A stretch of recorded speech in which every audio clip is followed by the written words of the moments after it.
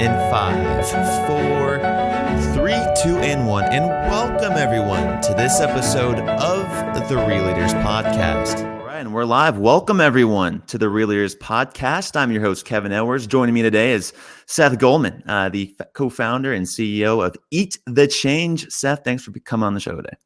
Thanks, Kevin. Great to be with you. Great to be here with you as well. And, you know, for everyone tuning in, I just want to make sure before we get into this episode, you know what we're streaming this on. This is Crowdcast. This is a live streaming platform that all of our interviews are streamed on. So if you want to follow this channel, hit that button in the top there, or there's a link that just flew in and you can subscribe to the Real Leaders Podcast, where this episode will be edited and later published this coming Sunday. Also, folks, if you want to follow us on LinkedIn, this will be streaming live on LinkedIn. So if you want to catch all those interviews, you can go on there as well.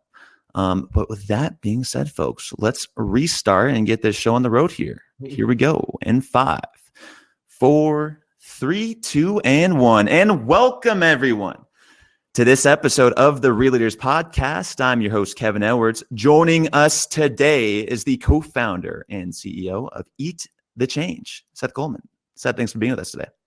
Hey, Kevin. Great to be with you. Very excited to have you on. So, Seth, we had you at the Impact Awards a couple of weeks ago. You did a presentation on behavior change and Eat the Change. Now, our audience might know you mainly for your work with Honesty. Would you mind sharing real quick what Eat the Change is all about?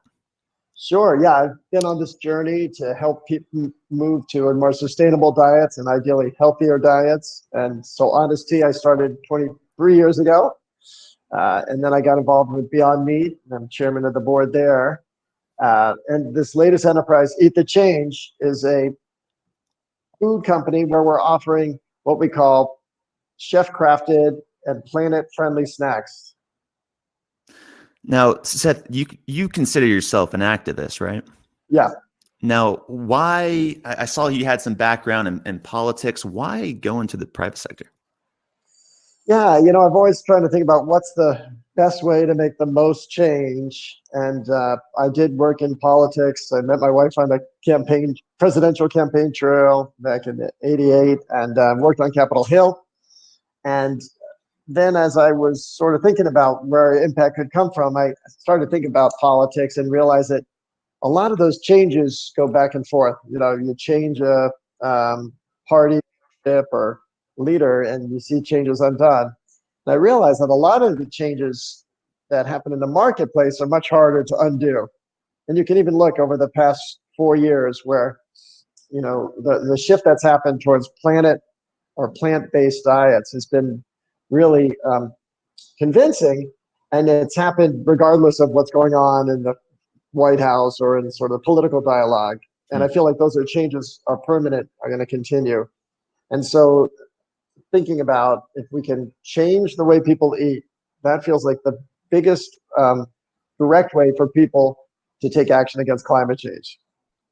I would agree with that. I mean, it's this thing we do every single day. Everyone eats 3 times a day. So there, you know, with product purchases and the consumer touch it has on people can really drive impact. Now, what did you learn with Honesty in terms of the sourcing of the ingredients and how it can impact the environment, but also the communities that it serves? Yeah, I mean, the first thing we learned with Honesty was just around health, you know, that we could take sugar out of a product and still make it delicious and make it part of their habits, and that would really change their behavior, but also change their health trajectory and calorie consumption. And as we learn more about the supply chain, we recognize that organic would be an important step. If we could help communities avoid putting chemical pesticides, chemical fertilizers into their ecosystem, it would be better for their whole biome, all the plants and animals, as well as the people picking the product. And then when we learned more about these communities, we recognized there was an opportunity with fair trade to help invest in the workers and in their communities and the economic empowerment. So for me, it was a recognition that there's a whole form of activism available to us as companies. If we can meet a consumer need, we have the opportunity to also make change happen in communities that consumers might not even know about.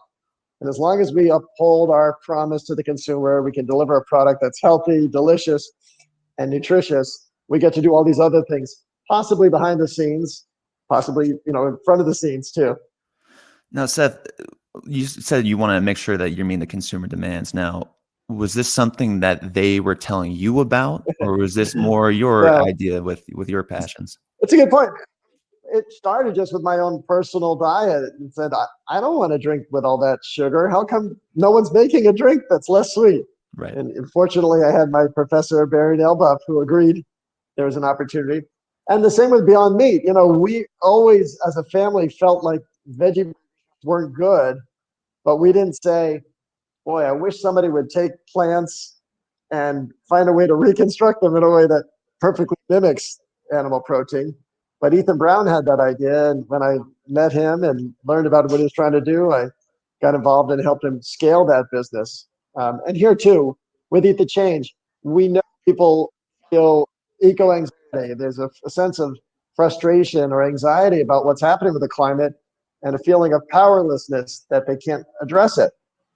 And so we said, if we could give them foods that are delicious and well packaged, well designed, but also have a planet-friendly approach to them, there'll be demand for that. When it comes to the original business model that you wrote out, was that intention in there with being an honesty, was being an honest company maybe a thing you could rely on for your decision making? Absolutely, yeah. If you go to the Honesty website, we still have our original business plan on there, and it talks about it's called an aspiration for social responsibility because we were just getting started, so there was too much to claim we had done anything. But that's involved in all the business I've involved in. What I call a mission-driven agenda, and it really underlines everything I've been involved in. Real quick, I was just interested, your professor, that's who you started with in the Yale School of Management. What about Barry Nailbuff did you drove you to him? Yeah, I think we really were attracted to each other and the way we thought, the way we approached things. He was someone who's really creative, definitely a little offbeat, not the sort of straight down the lane type of thinker or even as a professor. And he recognized that I had brought some creativity to the work I did in his class, as well as some projects outside of the class. And whenever we had a conversation, it kind of lead to interesting directions. And I actually had continued to dialogue with him before I launched Honest Tea, but after I graduated from Yale School of Management, where I'd ideas by him, and he always had thoughtful responses. And so when I came back across this idea for a less sweet drink, he was the first person I reached out to and said, I think I'm ready to do something about this. And he responded. And now you're working for Calvert Investments at the time. That's right. That's a pretty lucrative career. What made you want to go become an entrepreneur with all this risk? Yeah, it was a great place to be. But it felt a few steps removed from the arena, right? The arena. We were just investing in companies that were trying to do less bad. And so not only we weren't the companies, we were just representing the investors. So I always had in my mind, if I could be the one actually not just avoiding bad things, but doing good things, that would be a really attractive thing to do. And I've always had that creative impulse. So eventually I got restless enough that I felt like I need to go out and give it a try. Well, we're glad you did it, and we're glad your wife let you as well. She was on board so the whole way. Now you started this in your kitchen, and then Coca-Cola, buys you out, scales the company. What comes along with that? Well, I'd like to think that Coca-Cola and I scaled the company because Coke invested in tea back in 2008, and I stayed for the next 11 years. So we really grew the business together. And I think that was so important because it helped ensure that as we scaled the business, we maintained the mission, we maintained the brand ethos, and a lot of the team, of course.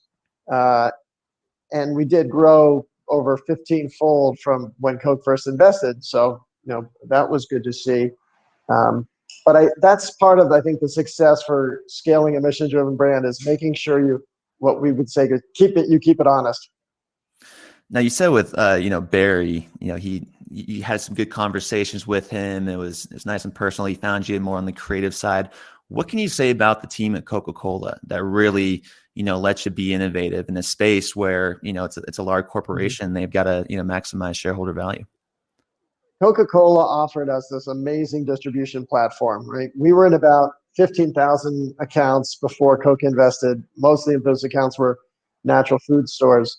And when Coke came in, we scaled to over 150,000 accounts, including the chains I always dreamed of, like McDonald's, Wendy's, Chick-fil-A, Subway, all these places where we could have the opportunity to democratize organic food. It begs the question, because most people think that maximizing shareholder value, you're trying to cut as much cost as possible. Now, when you went to an organic or fair trade, did you experience some trade-offs, and how do you perceive those? No question. I mean, fair trade is absolutely about increasing your cost of goods. And what was exciting about how Honest Tea evolved was that when Coke first invested, we were only, I think, 40% of our teas were fair trade certified. By 3 years in, we made all of the teas fair trade certified. And then another 2 or 3 years, and we actually converted the entire sugar supply chain to be fair trade certified. So all of those steps involved increasing our cost of goods. They moved very much counter to that stereotype. But to Coca-Cola's credit, they recognized that what we were building was a mission-driven brand, and we had to keep it authentic for it to be relevant to the folks who had embraced it, not the people looking for that kind of thing. So I think as long as you're clear about what your guardrails are and what you stand for, and you hold the line on it, you'll be able to scale your impact. Do you see that as an investment or an expense? Well, it is an expense. I mean, it comes out of your cost of goods, but it's what you've created. And obviously, if you're trying to build something long-term sustainable, then you have to keep investing in it. So let's now go to Eat the Change. We've got a product line now. It's mushroom jerky. Tell us a little bit about that, how that process went. It's really fun. We have a restaurant concept that we've started here in the mid-Atlantic of the U.S. And it's 7 outlets called Plant Burger. It's obviously all plant-based. And as we started learning more about mushrooms, I took the team to go visit a organic family farm in Pennsylvania. We realized how incredible mushrooms are as an ingredient. They are so versatile. They can take on all types of different tastes, but they're also one of the most sustainable crops because they feed on waste. They can be grown very quickly. They actually are grown inside, and really an underappreciated crop. And so with my co-founder, Spike Mendelsohn, he's a celebrity chef, is a great person to be able to turn mushrooms over and say, make these delicious as you can. And so we already had the organic certification, but we really recognized there was an opportunity to try to address every step of the way how to make a planet-friendly offering. So organic, plant-based, or in this case, fungi-based, using the imperfect mushrooms, or what we call the perfectly imperfect, because they taste great, they just don't look the size that people expect when they buy it in the store. And then making the packaging as recyclable as we can. And then we also took the unusual step of ruling out ingredients that represent a lot of monocultures. And it turns out there's 6 crops that represent over 57% of all agricultural production in the world. I said, let's leave all those out. If we're really trying to support more biodiversity, let's commit to using everything except those ingredients. And so it's created a really fun, delicious line that we hope will be embraced by people as a great snack alternative, obviously a great alternative to animal-based meat, but also just a delicious snack, very savory and satiating.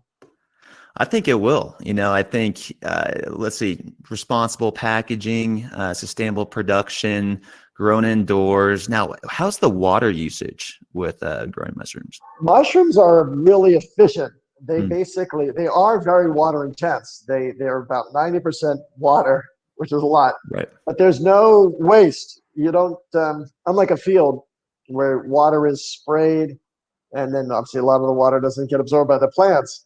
There's no real spraying of mushrooms, so the water, it's not spent. It ends up in the mushroom. Got it. Yeah, and that's why it's not a plant, right? Like all the head of the mushroom is like where all the water is stored. It's actually the reproductive part. And I think a plant's like the difference between a plant and a mushroom is that it produces like fruits, things like that, right? Interesting. And so now when it comes to like a competitive edge, like do you think that mission-driven products or mission-driven companies hold that competitive edge by creating something that's different than what's out in the market? You know, it's not a guarantee. I mean, for me personally, of course, it's a huge motivation, and I believe for my team as well. But a mistake that mission-driven entrepreneurs often make is they assume, oh, people are going to love this because of our mission and all we're doing. And the fact is, that's not the job they hire you for. So when someone is buying a mushroom jerky, they're buying it because they're hungry and they want something good to eat, right? Something that tastes good. And I could tell them all about our environmental commitments and the fact that there's no soy, wheat, corn, rice, or sugar, or potatoes. But they're like, well, how does it taste? So it's got to taste good. And if it tastes good and if it's well packaged and priced competitively, then the mission can be an advantage. But I often say it's a deciding factor. Maybe it's a little tip, but it's the core part of the offering. Well, how does it taste? I mean, I was interested to be like, okay, how do you choose the different flavors? It's under 150 calories. What are the health benefits? What's so neat about it is the mushrooms are like a blank canvas. So they just absorb all these different, whatever Spike paints on them. In this case, it's flavors. We have like a sea salt and cracked pepper. We have a maple mustard variety, and they're just so flavorful. And they're moist, but they also rehydrate in your mouth. So it's just a really delicious and fun thing to eat. Seth, you were just at Beyond Meat. Why make this transition now in your career? Well, I love my work with Beyond Meat, and I'm still very engaged as chair of the board. But after we went public, we started bringing in professional, which was absolutely the right thing to do. And I thought, this is a good time for me to go back into the startup mode. I like that challenge of starting from scratch.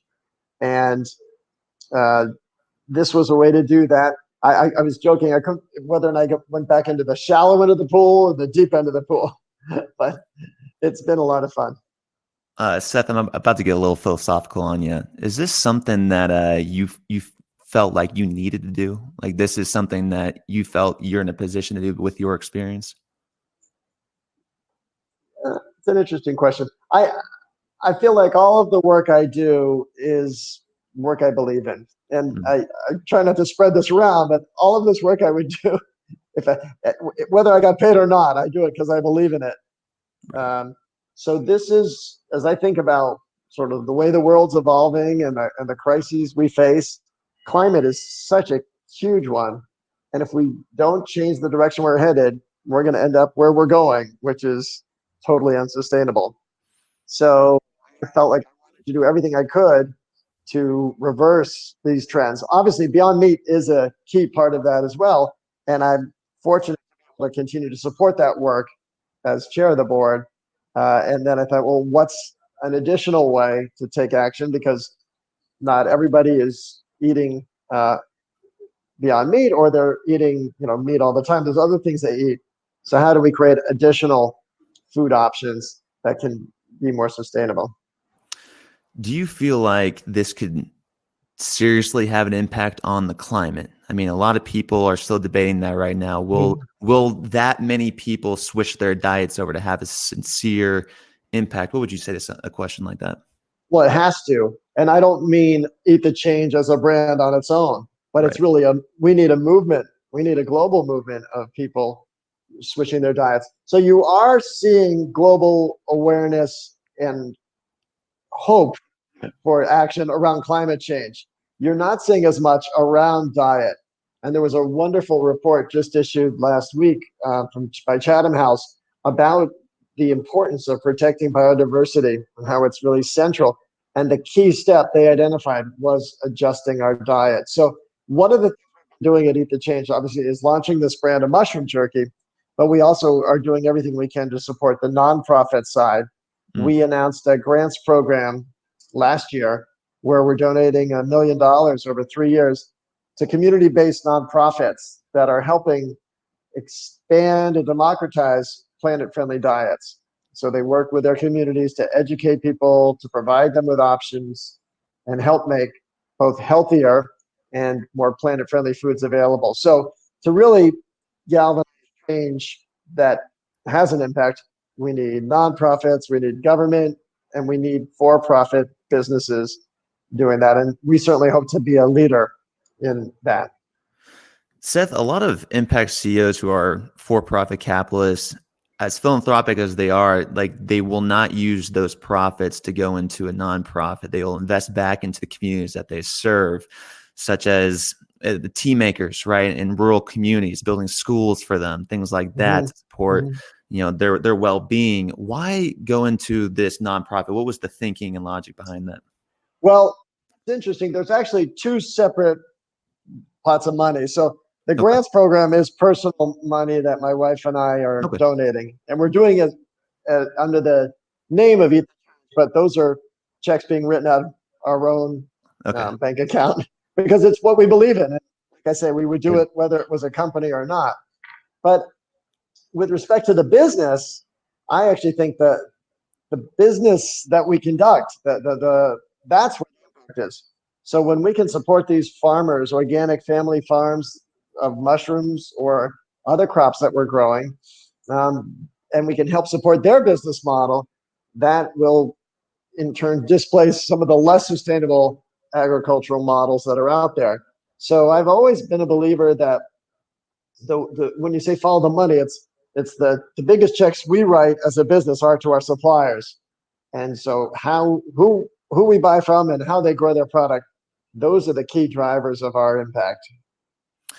How closely do you work with these suppliers? Now, especially with the honesty example, like you said, you didn't start out with fair trade. Like what were those relationships like, and how did they change? Yeah, they grew over the years as we continued to get to know these communities. We were able to, first help them make the shift to organic, and then to fair trade. And then with fair trade, we got the opportunity to understand their needs more deeply, and they always were the ones to identify where the money should go. So we never said, hey, we want to go build a playground if that wasn't something they want. And by the way, they weren't interested in playgrounds. They had much more basic needs.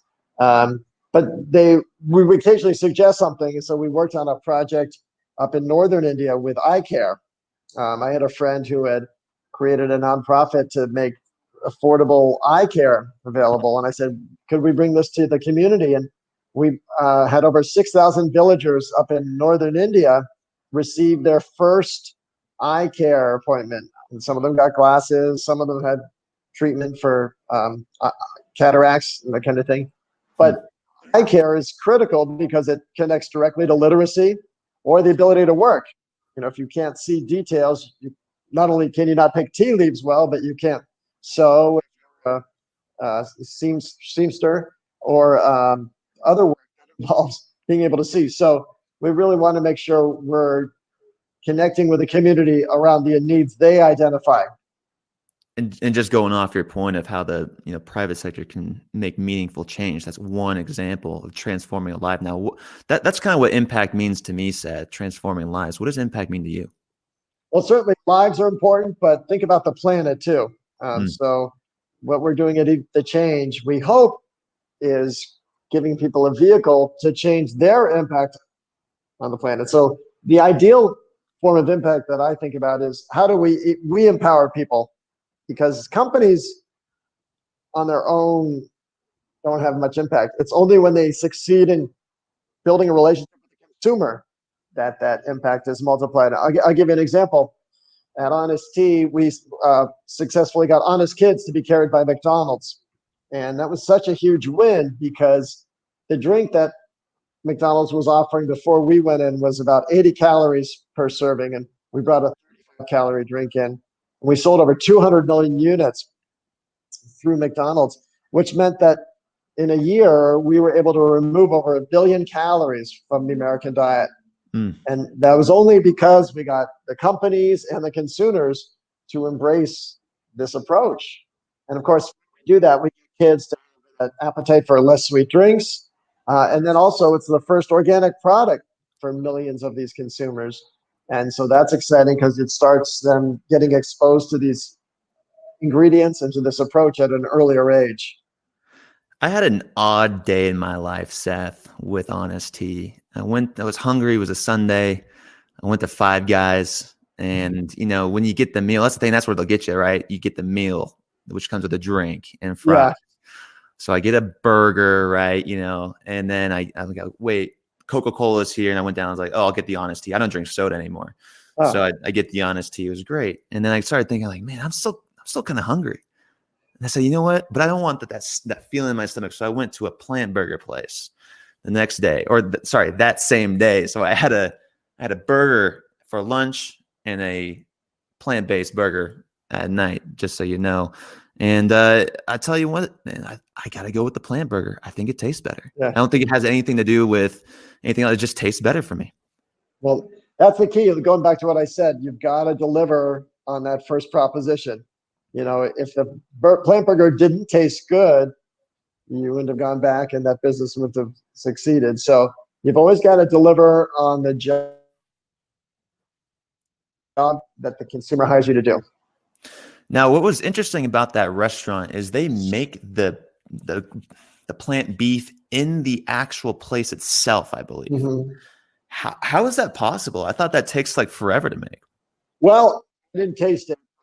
I'm willing to bet it's not quite as good as some of the products offered by Beyond Meat, where there's real definitely not. Science and process going into it. So, people can mush stuff together, and you put enough spices on it or enough grease, it can still taste pretty good. Yeah, the thing I just don't feel bad about eating it. That's the best part, is when you eat a big burger like that. And the ingredients are good. The tomatoes are good as well. Now, the jerky that you're making, how long does it take to make that? I mean, it's chef crafted. Where does it begin? Where does it end? Really interesting. Mushrooms have a very short life cycle. It takes a lot of prep time, but growing them only takes a few weeks.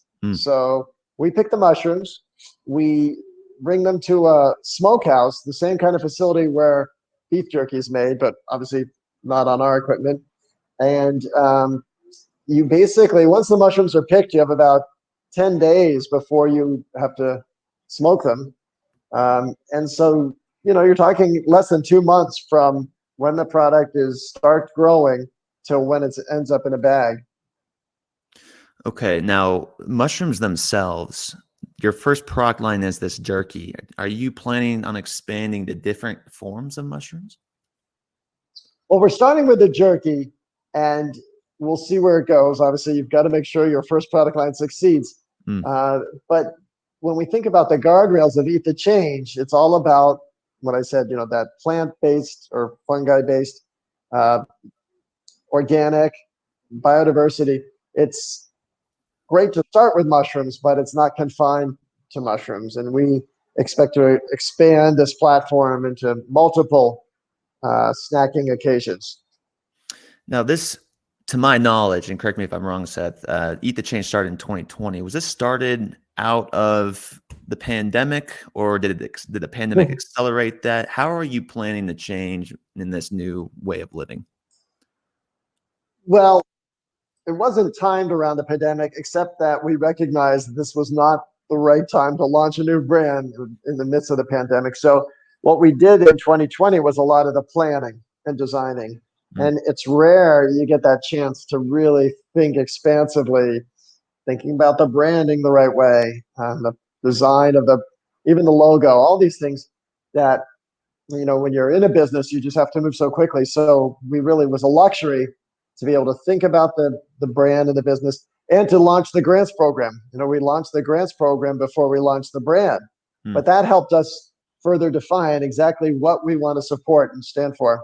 So that was good. And now we're just launching the brand into retail. And so it's fun to see the retailers respond. And of course, the next few weeks, we'll start to see how consumers respond. Now you mentioned the logo aspect of this, and that's got to be the most fun part, but also a lot of people have different opinions. Can you kind of walk our audience through how you came up with the design for the Yeah. logo? We did a whole blog about it because it really was this case of a bunch of things came together, different symbols. We were trying to communicate balance and harmony and sort of optimism. And we worked with the designers who we'd been with at Honest Tea, these two wonderful women who I've known for decades now, and really created something unique. So it looks a little bit like the yin yang, where you see the contrasting colors in balance. It looks a little bit like a wave, and that could be a wave of change. Some people have said it looks a little bit like an embryo, which could be the form of a new life or a hopeful sign. And other people have seen it like sunrise, so that's the beginning of a new day. And my point of view is like all of that work. Whatever you see in it is fine with me as long as it sort of communicates that sense of hopefulness and thinking about balance. I saw it as the yin yang, and I love the yin and the yang because it's order and chaos, chaos and Mm-hmm. order. What Balance. what chaos has come with starting a company like this in your personal life and also in your professional life? That's just par for the course. I mean, that's the life of being an entrepreneur, dealing with uncertainty, dealing with a world that is not perfect. But I mean, that's how we all live too, right? So the difference this time around, in contrast to Honest Tea, which was 23 years ago, is that I have a little more perspective.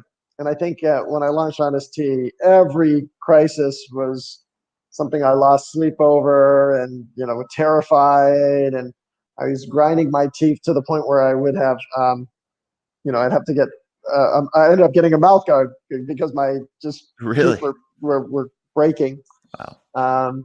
This time I actually did crack a tooth last month, so not a good sign.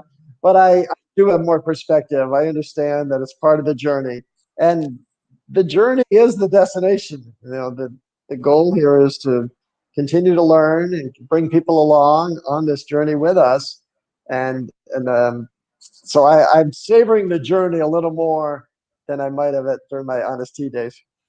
I've heard that from Kobe Bryant, Tom Brady. Maybe elaborate on that a little bit more. That the dream is the journey. Yeah, it's just a part of learning, curiosity, exploring new things, stretching yourself in new directions. The only destination is when you're done, and I don't like to think of myself as being done. Uh, it's continuing to build this, and until the world doesn't face climate change as a real risk, I'm going to keep working on it. So I'm afraid I'll be busy for a few more decades. Seth, what have you learned from all this? What's really worked for you? I mean, are you into meditation? Are you into exercise? Obviously, you eat healthy. What are some things that worked for you?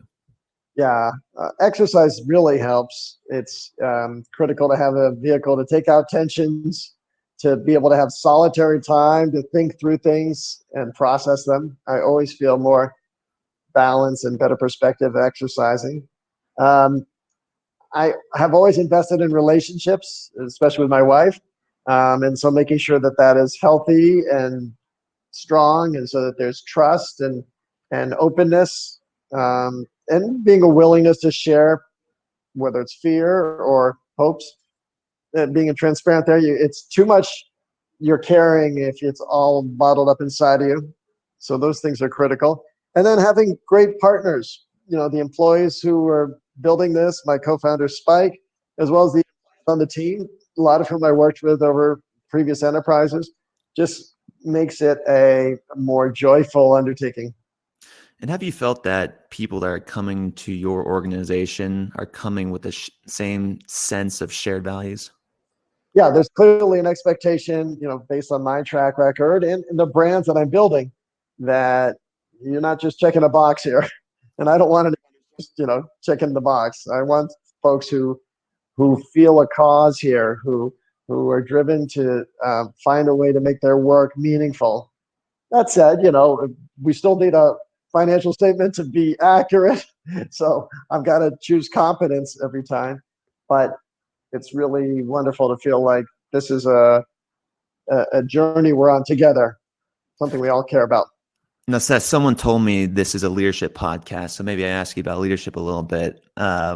Starting with the company from a small stage to then scaling it, how do the responsibilities change, and maybe your perspective or takeaways from that growth?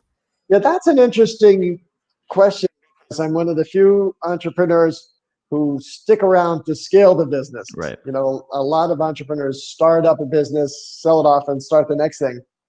And I find that I enjoy all phases of the business.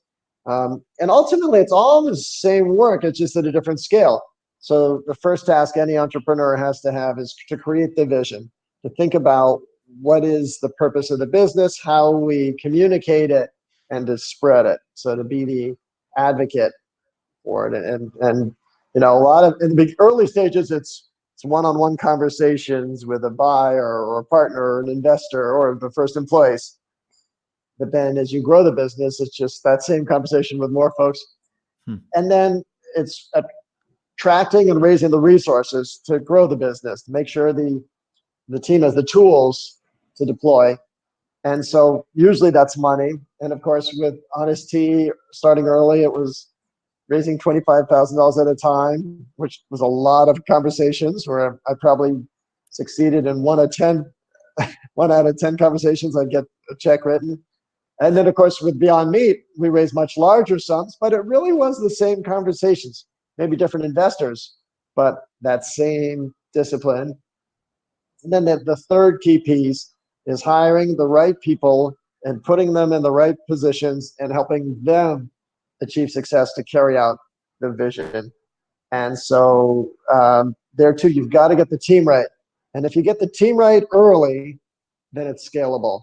If you don't create the right values or right expectations, it's not scalable. So, what we're doing with Eat the Change this first year, where we have 9 employees, is a lot of focus on developing this team, developing the norms of the company, how we interact, how we communicate, what we expect of each other. And if we get it right, it's scalable.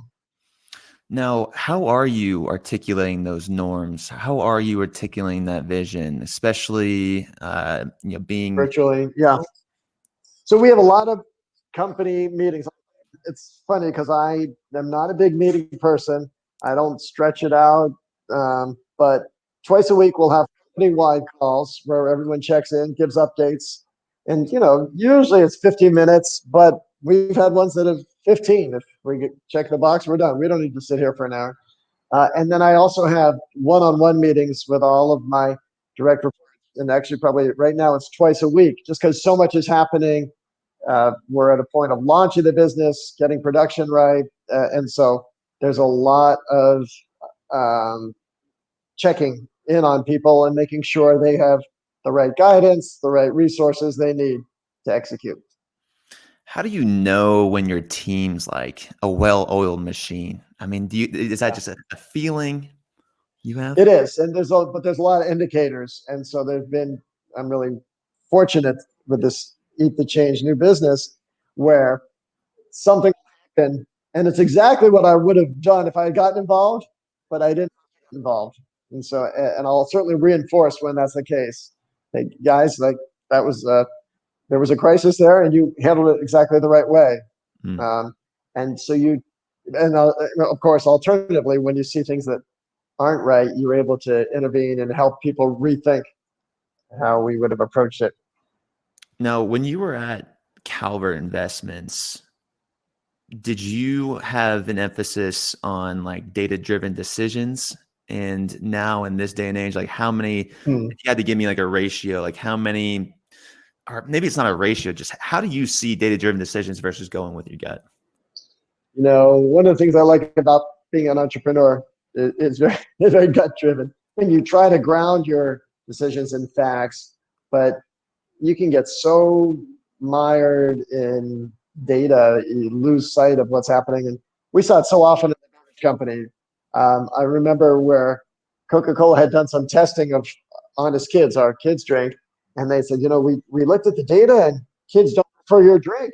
I said, yeah, we knew that. That's how we designed it. We wanted it to taste good enough that a parent would choose it and the kid wouldn't reject it. We knew the parents would favor it because of the calorie profile. So all we had to do was make it taste good enough, which of course isn't a great marketing slogan, but they just, when you get so data driven, you miss the context for a purchase or a repurchase or loyalty. Right. Right. Now, when it comes to like humanity and like those ethical decisions, like have you had to make any difficult decisions where you had to choose one over the other? Sure. And I'd like to think there's never been occasion where I've decided not to do something that's consistent with the mission of the brand, but I've had to recognize the time curve, the arc we're on. So, as we learned about fair trade, we realized this was something we've got to do with all of our tea suppliers and of course with sugar. But we also knew we couldn't do it overnight. And so in 2003, after we launched the first fair trade bottled tea, it took us 8 years to get the rest of the line to be fair trade certified. And of course we did it, and the brand is still all fair trade certified and growing. But if we'd made the early decision to go fair trade in 2003, we could have taken the business under. Our margins would have been compressed, or we would have raised our price to the point where it wasn't financially viable. So I think it's just important to recognize, like I said, the journey. And as long as you're sticking it out, then it's fine to take it in a way that is, sustainable. Seth, I've had a few guests come on the show and they're just like, you can't manage what you can't measure. And you hear it time and time again. Some people have proven me wrong on that, but how do you kind of see that like theory of not being able to manage what you can't measure? And are you taking into account your impact metrics? Yes. And for me, the best way to measure your impact is to ingrain your mission into your product. And they'll just do everything you can to sell as much of your product as you can. So, we have to wonder, are we promoting organic? Yes, every time we sell the product. Are we promoting fair trade? Every time we sell the product. Same with Beyond. We knew that every time we sold a Beyond Burger, we were helping somebody who very likely was going to choose an animal-based product. And so the best way to measure that was to understand the environmental footprint of one burger. And we learned it uses 99% less water, 93% less land, a lot of other positive aspects. And then just sell millions of burgers, ideally billions of burgers, and your impact magnifies with it. What are some of the science claims? And that makes a lot of sense because I was thinking about fresh water use. And like, it's like 98% of the world's fresh water is like goes to that agriculture, goes to those farms. Have you come across any other scientific revelations that have kind of just like taken you back? Well, I was surprised when we learned that there are 6 crops that represent 57% of all agriculture. There's so many plants. There's hundreds of thousands of plants in the world. And the idea that we should be so dependent on 6 crops is absurd. Not to mention a huge risk when you think about climate shocks or a disease that could kill off a crop. So we've got to diversify our diets to create a more resilient planet. Now, mushrooms are really interesting. Have you read into any other research about mushrooms and like there's tons. Yeah, it's amazing. They talk about mushrooms as the wood wide web, this kind of guts of the earth that really helps trees communicates with each other. They play an incredible role even in bioremediation. I mean, sometimes literally in an oil spill, but in other cases, just helping earth and ideally correct some of man's less sustainable habits. So mushrooms are only going to grow both in popularity in diet, but also being appreciated for the role they play in making the planet more livable.